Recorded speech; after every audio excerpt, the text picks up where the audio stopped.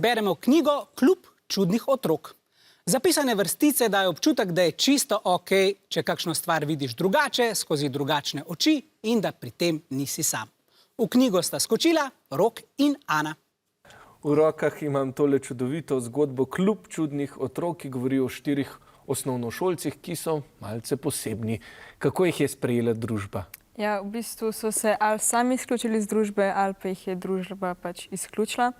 Mila pa Franta sta v bistvu sama prispevala k temu. Mila v bistvu sploh ne želi biti preveč v družbi, Franta pa pač svojim karakterjem ne paše. Peter pa Katka so pa zaradi svoje drugačnosti izključene iz družbe. Kaj pa ti morda na knjigi ni bilo najbolj všeč? Kljub temu, da je v bistvu Petrov karakter zgrajen na tem, da se v bistvu boji vsega, se mi zdi, da je bil pa kljub samo malo preveč paranoičen.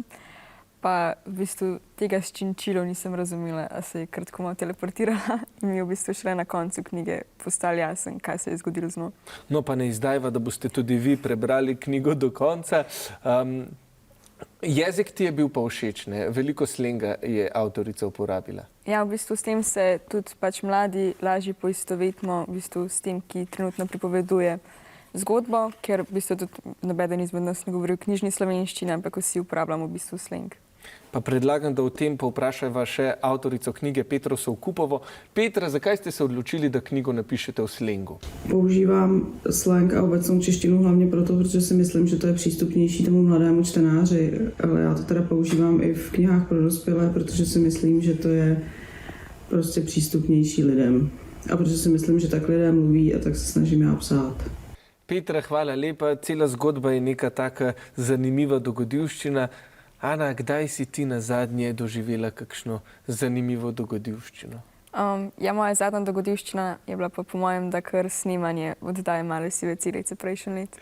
Ja, in moram priznati, da ti je šlo odlično. No, pozdravljam pa sedaj seveda tudi tekmovalke in tekmovalce v studiu in vam seveda želim čudovito nadaljevanje te vaše dogodivščine. Hvala, Rok. Poglejmo, če bo tudi naše vprašanje ena čudovita dogodivščina. Knjiga Klub čudnih otrok opisuje dogodivščine skupine otrok, ki niso zares del družbe. Kaj Ana vidi kot razlog za izključenost otrok? A. Izključeni so bili, ker so živeli po svoje, drugi pa jih niso razumeli. B. Izključili so jih drugi ljudje, ker so bili drugačni. C. Niso se zmogli vključiti v družbo zaradi svojih posebnosti. Ali D. Otroci so bili izključeni na svojo željo.